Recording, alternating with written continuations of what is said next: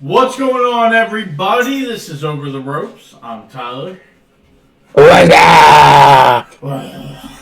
And I miss those commercials. I am Cortland. What is going on, dude? Let's do this NXT thing. we got Joe NXT review. And what'd you think of NXT, man? How you doing? NXT. I loved the first match. Some stuff in the middle sucked. I think the start of the show was the best part. Kind of like the opposite of how I felt about Raw. Um, I didn't love the bookends of Raw as much as some of the stuff in the middle.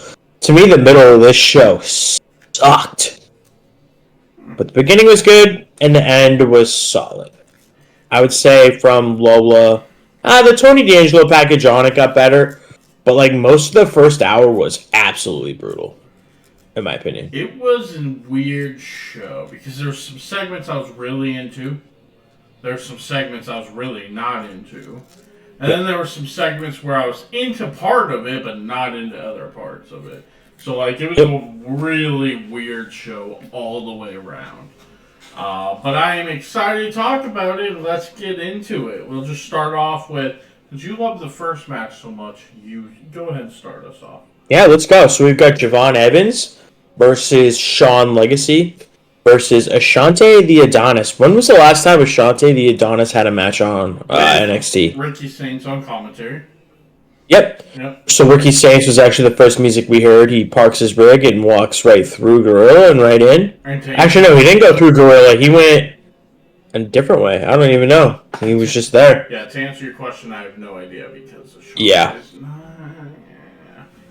This match was awesome. Javon Evans is not real. I think someone needs to test that dude. I mean, literally, he does video game things that I've never seen another wrestler or human do. He hits this crazy run from the top rope, then hits a crazy kind of like the recoil kick type thing that Wesley does on Sean Legacy. Adonis breaks it up. He tosses Evans out and then tries to pick the scraps, but Evan dives back in, breaks it up. Legacy breaks up a pin of his own with a 450, which was wild. Javon hits a cutter from out of nowhere on Sean Legacy. Adonis tries to toss him out again. And Javon, bounces off the bottom rope and just back into the ring and then hits this German suplex. I mean, the guy's not real. Yeah, it's crazy. He hits a huge frog splash. Legacy breaks that pin up. Ethan Page ends up coming out. He attacks Ricky Saints at ringside. Javon Evans dives out of the ring to take them both out. Legacy hits what I assume is his finisher. It's a pretty big move on Ashante the Adonis. And Sean Legacy, how about it? Gets the win to open up NXT. I thought he looked good. He looks better than a handful of people that are on this NXT roster. So I hope that he gets some much deserved shine. I mean, you're right about Javon, just crazy the shit that he does. I like the look of Sean Legacy. I like what he did in the ring. I couldn't hate his name more if they tried. Talk about a created character like. Oh, yeah. Just Sean Legacy is a terrible name in every way humanly possible. Real 1980s, like, frankly, look, wrestling style, name. I didn't like the whole kind of get up thing, but he was fine in the ring. He had a good look to him, but Javon's, yeah, I mean, he was the star of this match. Javon's the star of every match he's in. He's insane. Like, the dude's so talented. I liked Ethan Page attacking Ricky. I'm shocked that their match is going to be another singles match. I feel like their rivalry is getting to the point that we could have, like, something. But Yeah, I'm surprised it's just a regular singles match. I was expecting, like, Last Man Standing or I Quit or a cage. Give me something here. Something, yeah. Yeah. Yeah. But the match was Ambulance match. I think all three of these guys that were in the match are good in ring. They told a good story in the ring, and it was a good win for Legacy. A new guy, let him come in, win a match. Not everybody always gets that. Um, I thought it was good overall. Yeah. Yeah, and Good then start. Abel welcomes the winners of LFG, Jasper Troy and Tyra May Steele. I didn't watch a second of LFG, but I've heard a lot of good things about it. They're starting to film season 2 next month. I think they've already started. I thought I saw June, but It might come out in June. Bully said they're already on like the 5th or 6th episode. oh, okay, so yeah, it probably comes I, out in June. I personally liked the 2 people that lost in the finals better. I was kind of bummed, but I guess the girl got hurt, Xena. Well, I really wanted Xena to win. I heard they're both in season 2. Oh, Yeah. interesting. Yeah. Cool. Which I like, because that was the problem with Tough Enough. NXT. Oh, yeah. The winner got a contract, but then so did 8 other people. I like in this, it was like, no, just the winners got a contract. Yep. So Jasper says he's ready to make an impact tonight, and he walks out. Again, I don't really have an opinion on any of them because I didn't watch a minute of the show. We get a video package of Jordan Grace, who says talks about her and Stephanie, kind of compares their journeys, talk about how she ruled TNA, Stephanie ruled Mexico, and just how they kind of had a lot of the same journey. Compares themselves, talk about how they both beat Julia. The video package was good. It was a good way leading up to Battleground, which it's this weekend, brother. Oh my god. Yeah, I haven't. It's a holiday weekend too, so I'm already buying the 8-ball. I'm telling you, dude, I am hard for time this weekend. No shit. Yeah. All right. So it was a good video package. And then Lola Vice is watching their promos with Stephanie, and they kind of, they're cordial enough. I don't know what the hell they're doing with Lola. I feel like every other week, she has that Big Show thing right now where I can never tell if she's a good guy or a bad guy. Like, they turned her mid-show once, I think. She was like a bad guy for a while, and then she had that video package. Wasn't it about like her mom or something? Mm-hmm. And they turned her like mid-show, like mid-match. Yeah, they had the she just got turn with her and Jada. It was kind of wild. Yeah. I like her a lot better as a heel personally. Me too. I think she's a better heel. So Stephanie walks off, and Fatal Influence walks up to Lola, or they kind of walk into each other. JC says Lola can suck up to the champ all she wants, but she's not getting another title shot. Fallon says it'll be one of them that takes the belt off of Stephanie. Lola mocks them, saying last week they showed that they're not a threat to the champion. Fallon says she's not the one who got pinned, and Lola says that... Sassy! Yeah. Lola says they pretend that they got each other's backs, but they clearly don't. JC says Lola can think what she wants, just like Fallon thinks she's the leader. And Fallon's like, well, I was the one who was champion. And JC tells her, okay, champ, well, you can take care of Lola tonight, and just walks off. And Lola and JC kind of look at each other, and Lola's like, alright, see you out there, man. So, good little segment, good way to set up a match. NXT does a good job of how they set their matches up. I agree. I do enjoy that. I cannot wait for Fallon to rip JC Jane's hair out. Oh, yeah. My lord. I like Fallon way more. The cattiness here is unreal. Yeah, I like Fallon Henley a lot. Yeah. After this, we get an interesting segment. Trick Williams heads to the ring, making fun of Joe Hendry. He says, when I walk into a room, people break their neck. Joe Hendry breaks his neck trying to get people's attention. And then he calls... It was a diss. This was the thing. Trick was doing a rap diss, and Hendry was doing his concert. Yep. So. And then he calls...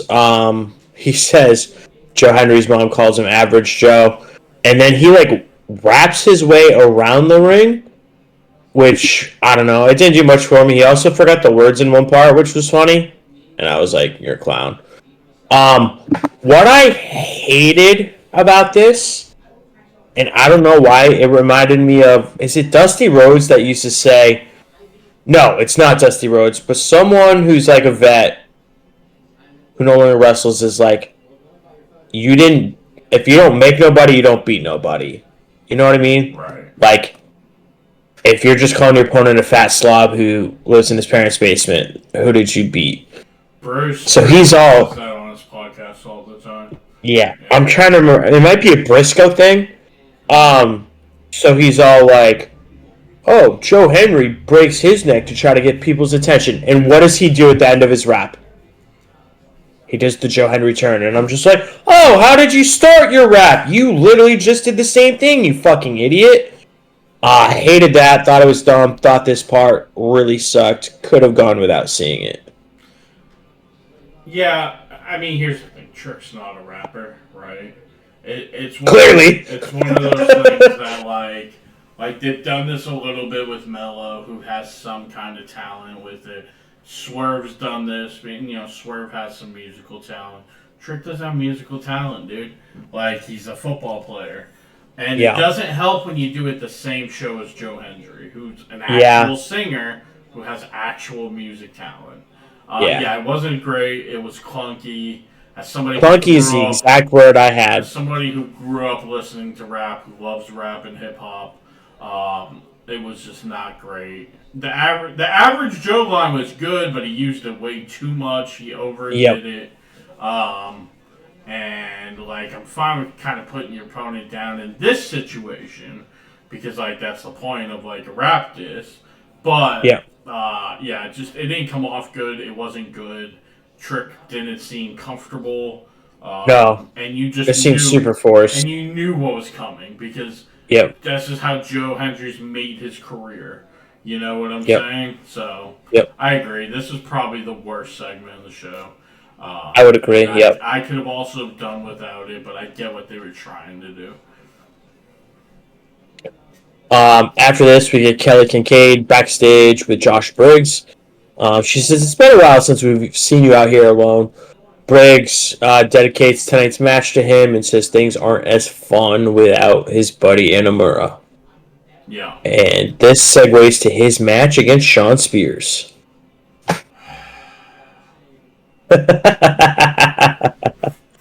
So, I like Briggs in that triple threat. We've talked about this a bunch of times.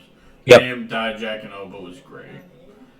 I liked Briggs when he was with Jensen and Fallon. I thought Briggs was pretty good. Briggs does nothing for me. And putting Shawn Spears with this group of morons is killing Shawn Spears. I love me some Shawn Spears. But boy, all I can do is sigh. Every single damn week. And then, just to make the ending just makes it even worse. So we get Spears versus Briggs. The match is fine. Again, I'm a Spears guy. I love Spears. He dives on Briggs outside the ring. Briggs catches him, smashes him on the announce table. Nico tries to interfere while Jensen's distracted the ref. Izzy hits a big boot. She hit a big boot on Briggs, knocking him down. Spears. Oh, my bad. Auto-corrected. With the small package for the win. The Coling starts beating down Briggs, and then here comes fucking Hank and Tank.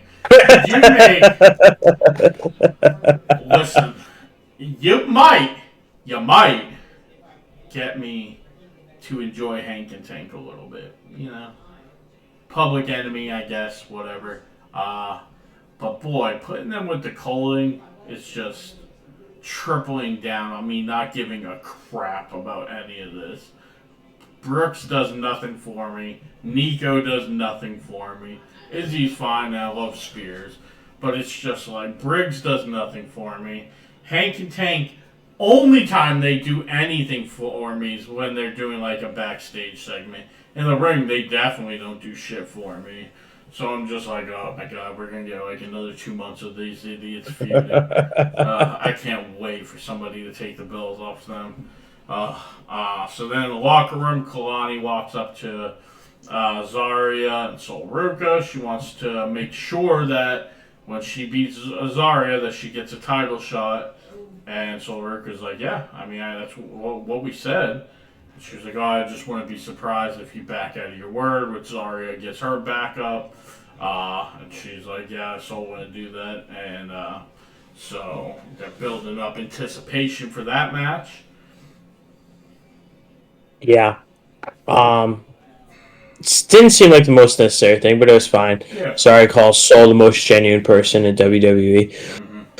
Another backstage segment, we see Tatum Paxley, who's still just in like complete despair. She's sitting on her own, makeup's all messed up, she's been crying and such. And Thea Hale walks up with an eye patch, and she's like, "What the hell was that last week? Blaming me?" And Tatum's like, "You don't understand the toll it takes when you lose everyone you're opposed to." And Thea's like, "Well, I guess we'll agree to disagree." And then she just gets completely wiped out by Jada Parker. And then Jada kneels down. She gets in Tatum's face. She's like, "I feel bad for you." Tatum's like, "Really?" She's like, "Hell no. What the hell is wrong with you?" I was like, "That's such a dick move." It was so good. But it was funny. I love that they're using... I mean, I'm sure some people are going to have their backs up about it. I'm sure I'm going to have some things said about me for saying this. But I love that they're using that her fiance and her two best friends were released as part of a storyline.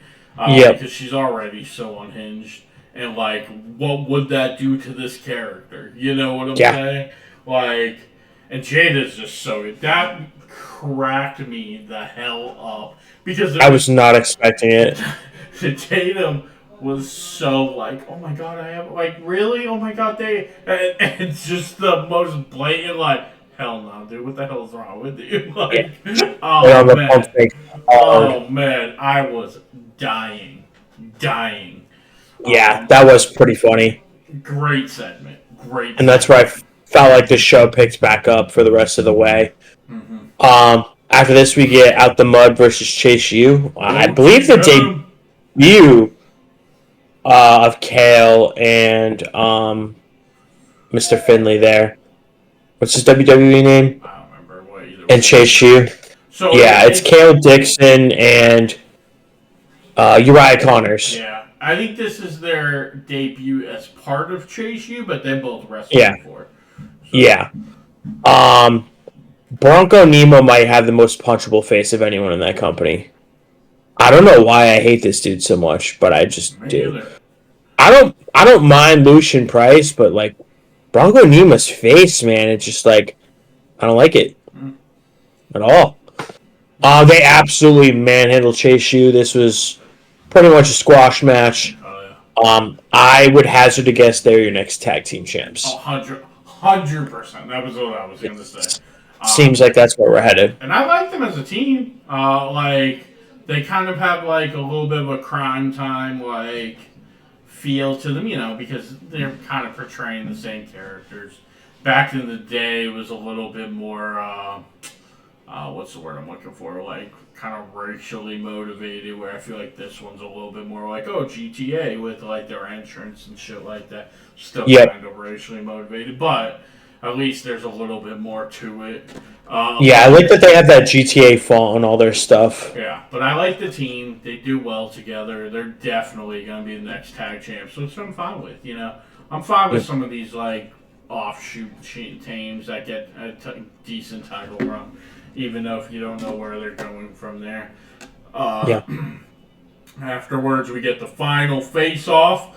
Oba Femi, Miles Bourne. And before I get into this, let me say, because obviously we didn't do NXT last week, let me say, I still think it's a weird choice to put Miles Bourne in here. Because, like, we love his Twitter activity. But I don't know, I'm shocked that got him a title match at a pay-per-view. I still think it's a weird choice. I don't know how the match is going to go. But boy, especially on the mic, has Miles Bourne stepped the fuck up in these 2 weeks. Hell yeah, brother. 2 weeks in a row where my boy knocked it out the damn park. Now, here's the thing. Frankly, he should be world champion because he's winning at life. After we found out who who his new boo thing is. Yay! But so like to me, I'm like, shoot that brother to the moon. You know what I'm saying? But either way, I thought this was a really good segment. Oba notes that Bourne came out alone. He had no members of no quarter catch crew with him. He can't tell if it makes him stupid or brave. Oba calls Miles fight for those with.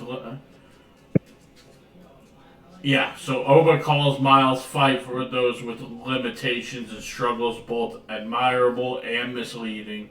Oba says it's not a Disney movie, and Miles doesn't get his happy ending. And Miles says that he's out there by himself, but he's not alone. He's carrying an entire community. Their match is more about winning a title. It's about making a statement. He encourages Oba to underestimate him like everybody else has in his life. He names all the people who underestimated him. He says, I'm sure there's trainers here that underestimate me now. This guy underestimated him right this second. So he says it's not a Disney movie. But every ruler falls, and at battleground the fans are all going to hear 1, 2, 3 loud and clear. And he leaves the ring. Jasper Troy takes out Oba. Miles Bourne chases him off, and then Miles Bourne sticks his hand out for Oba. Loved the promo. Loved the promo last week between these two. Hated that Jasper Troy came out at the end of this. Yeah, what a way to debut, huh? So it's a good way to debut, but it's like, where are we going with this? Like, what you're going to have Oba defending his title against this dude next? Like, could you imagine if they put the strap on that guy as fast as they did Oba? Do you remember how fast they put the title on Oba? He was like a month in. Well, yeah, but it's the North American title. Yeah, that's true. But what if lightning strikes twice here? Here's the thing. I've already, frankly, I might do it tonight. Go back and watch LFG because I'm shocked that they're starting this dude off like this. Because like 2 minutes that he talked, I didn't really see it on the way he was like, I'm gonna make a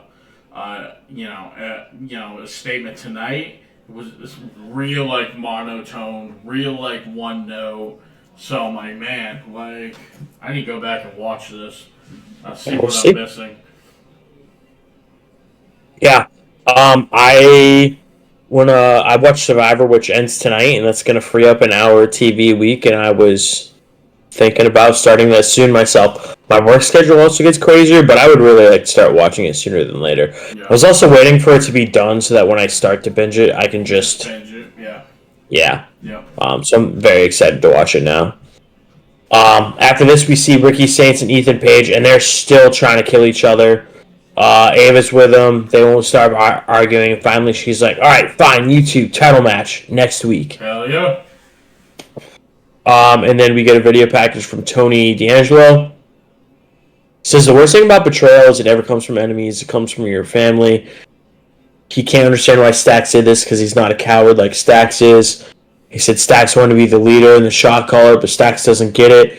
Tony talks about how he protected him, and Stax only saw what Tony allowed him to see. He says there's a lot of pressure and weight on being the Dawn, but on Sunday there's no betrayal, there's no bailout, there's only Tony breaking Stax's face. Boom. Yes, sir. This is another match that I'm surprised there's no gimmick on. Well, it's the first one, so it is, but and not only that, give me a little. I assume. Give me a little something. I assume that there might be a follow-up interference. Yeah, maybe. But we'll one or two members of a certain family, So then we get Lolo versus Fallon. So Cortland does the notes every week, which I appreciate. And your first line on these notes, 100% correct. Where the hell's Jasmine Nix? Yeah, she hasn't been in the backstage segments or with them the last couple Couple weeks. weeks, yeah. So I don't know. I don't remember hearing she got released. No, and I searched her name on Twitter and nothing came up. It was just people also asking where she is. Yeah. So I wonder maybe she got hurt. Maybe she's going to get released. Maybe she did, and it was just kind of more, not reported on. But who knows? JC Jane gets on the apron to distract Lola. Fallon goes to punch Lola, but Lola reverses it. Fallon knocks JC off the apron. Fallon eats the spinning back fist. 1, 2, 3. Lola wins, as she should, even though Fallon's my girl. When we eventually get Fallon versus JC, it's going to be good. Hopefully, it's what JC and Gigi was supposed to be. Yep. Obviously, who was it? Gigi got hurt, so we didn't really get what we should have gotten in that feud.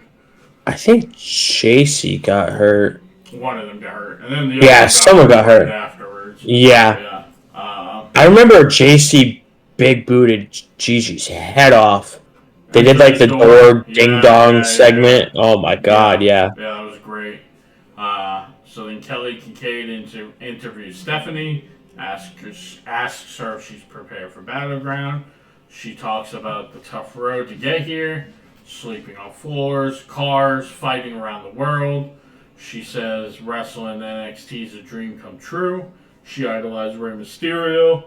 All late nights, early mornings were worth it. She says Jordan Grace is her toughest challenger yet.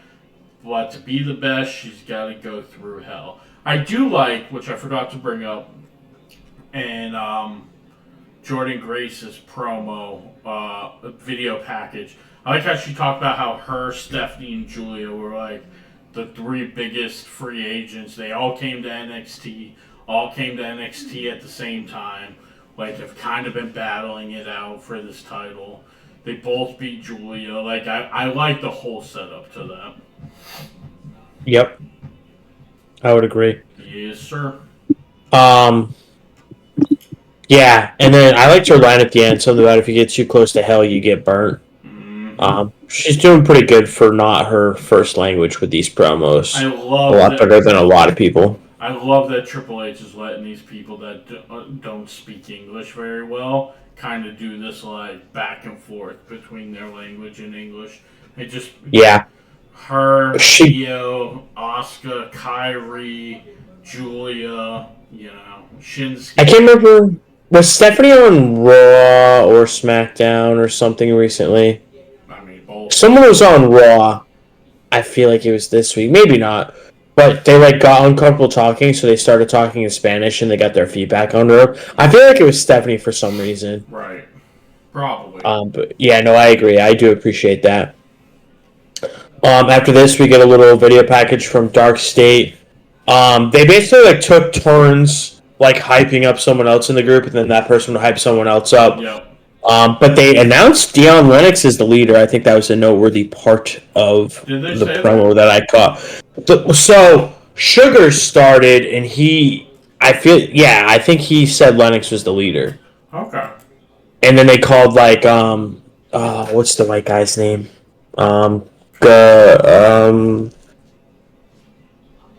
I can't think of it right now. Cutler James. They called Cutler James a lion. Cutler James. Oh, I thought it was Cutler. And then Big O, I forgot what they said about him. And then they talked about how Sugars is the talker. Yeah. And then we get the main event. We get Kalani Jordan versus Zarya. Mm-hmm. Zarya gets tossed to the outside of the ring, but Soul catches her. Sets her back down, and they're talking ringside, and Kalani drop kicks Soul into Zarya. And then Zarya runs back in, Soul gets back up on the apron. And then Zarya goes to take out Kalani by the ropes. She sidesteps again and takes Soul out. And then Kalani rolls her up. So Kalani gets that title match, and suddenly I feel like there's going to be a little tension between Zarya and Sol Ruka. Shocked that Kalani won this. I was convinced Zarya was going to win this match. I mean, we knew as soon as Sol won that belt that there was going to be tension eventually.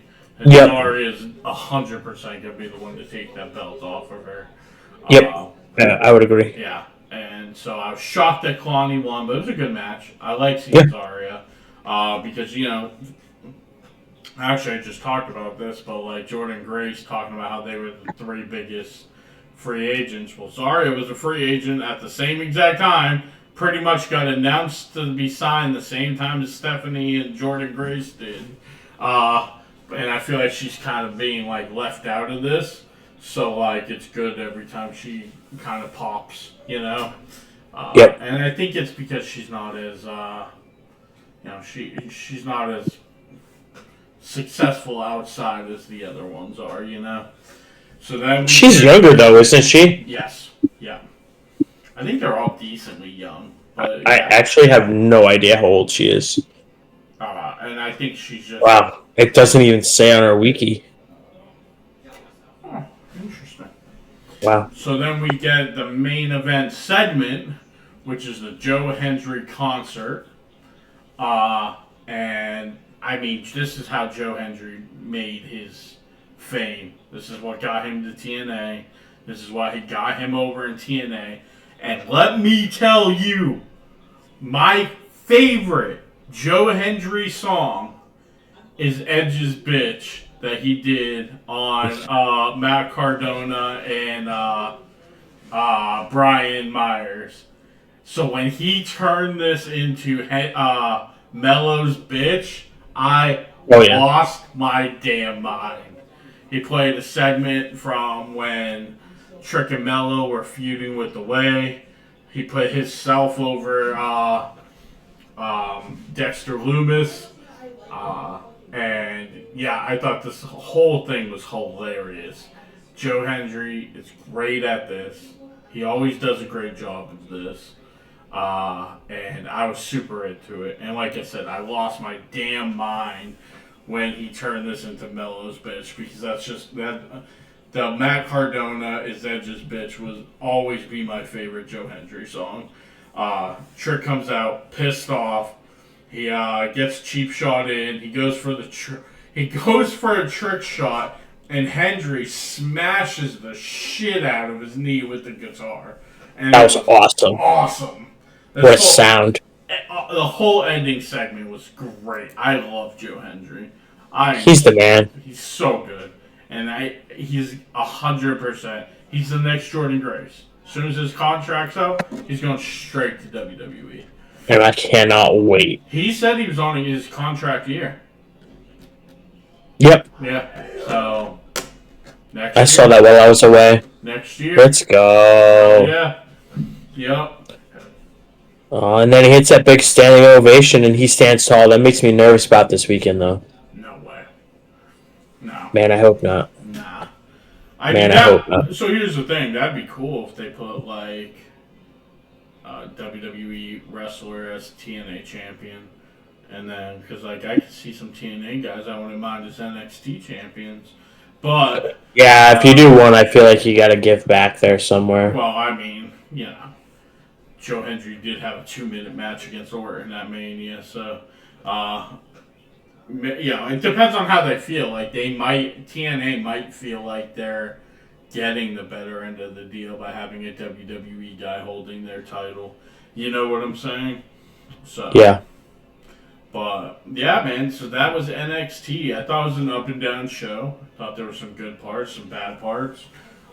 We're going into Battleground, which is going to be fun this weekend. I think both shows are going to be pretty good.